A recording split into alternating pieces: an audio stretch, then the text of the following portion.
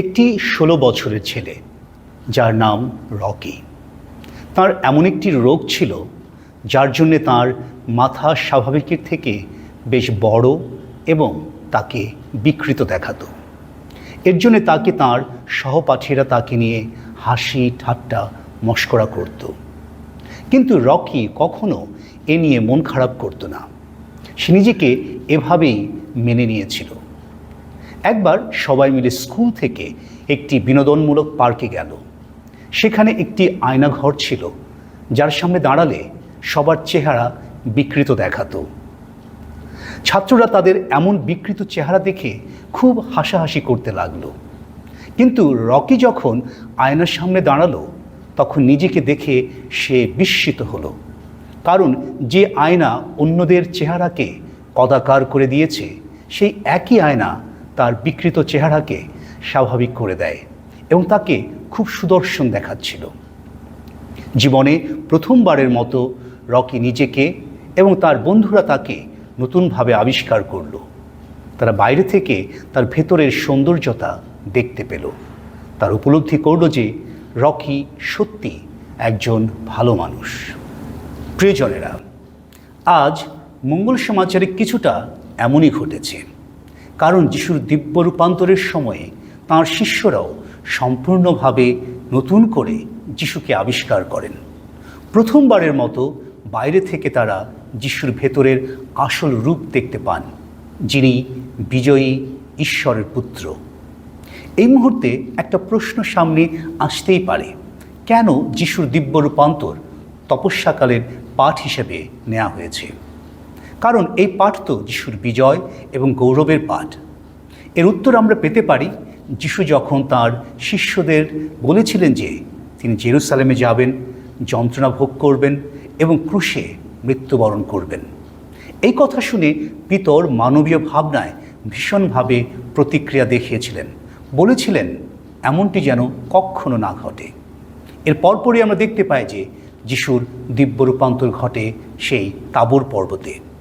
এর কারণ হিসেবে বলা যায় যে পিতর, জেমস এবং যোহনের অন্তরের পুনর্জাগরণ প্রয়োজন ছিল এবং যিশুকে তিনি কেন পৃথিবীতে এসেছেন সেই বিষয়ে তাদের জানা জরুরি ছিল।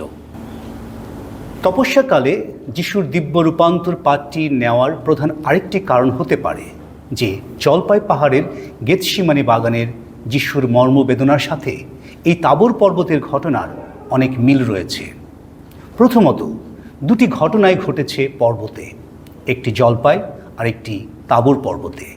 দুটি ঘটনাতে পিতর, জেমস এবং যোহন উপস্থিত ছিলেন। দুটি ঘটনাই আবার রাত্রে ঘটেছে এবং দুইবারই শিষ্যরা ঘুমিয়ে পড়েছিলেন যিশু যখন সজাগ থেকে প্রার্থনা করছিলেন। সবচেয়ে বড় কথা, দুটি ঘটনাই একে অপরের পরিপূরক। কিভাবে? তাবর পর্বতে তিনজন শিষ্যই যিশুর ঐশ্বরিক রূপ দেখেছিলেন যা তারা আগে কখনো দেখেনি। একইভাবে অপরদিকে জলপাই পাহাড়ে তারা যিশুর মানবিক যন্ত্রণার রূপ দেখেছেন যা তারা আগে কখনোই দেখেনি। দুটি ঘটনাই যিশুর গুরুত্বপূর্ণ বিপরীতমুখী দুটি সত্তার প্রকাশ করে। একটি হচ্ছে তার ঐশ্বরিক সত্তা এবং আরেকটি হচ্ছে তার মানবিক সত্তা।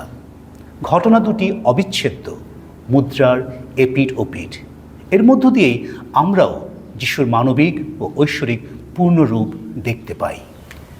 এই দুটি ঘটনা আমাদের জন্যেও বিশেষ বার্তা বহন করে। যিশুর মতো কিছুটা আমাদেরও মানবিক ও ঐশ্বরিক বৈশিষ্ট্য রয়েছে।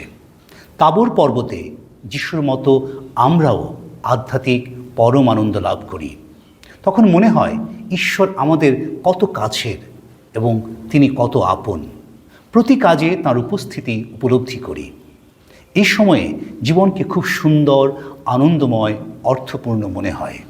আমরা একে অপরকে ভালোবাসি, কাছে টেনে নেই, এমনকি শত্রুদেরকেও ক্ষমা করে দেই। ঠিক একইভাবে জলপাই পাহাড়ে যিশুর মতো আমরাও দুঃখ যন্ত্রণার মধ্য দিয়ে যাই, আর তখন সব কিছু আমাদের কাছে মলিন, অর্থহীন, কঠিন মনে হয়। ঈশ্বর অভিজ্ঞতা তখন ফিকে হয়ে আসে। আমরা মনে করি আমাদেরকে কেউ ভালোবাসে না, অন্যের ভুল ধরতে থাকি, তাদেরকে আমার ভালো লাগে না, শত্রুদের অভিশাপ দেই, তখন ঈশ্বর আদৌ আছে কিনা তার অস্তিত্ব নিয়ে আমরা প্রশ্ন তুলি। যখন এই যন্ত্রণা এবং আধ্যাত্মিক পরমানন্দ আমাদের জীবনে আসে, তখন যিশুর এই পাহাড়ের দুটি ঘটনা বিশেষভাবে আমাদের স্মরণ করা প্রয়োজন, কারণ যিশুও একই অভিজ্ঞতার মধ্য দিয়ে গেছেন।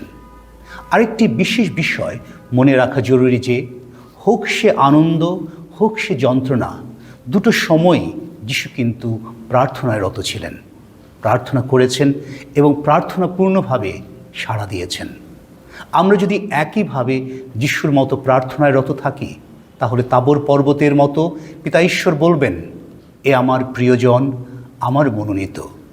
একইভাবে জলপাই পাহাড়ে যিশুর মতো আমরাও পিতা ঈশ্বরের নিরাময় স্পর্শ লাভ করতে পারব।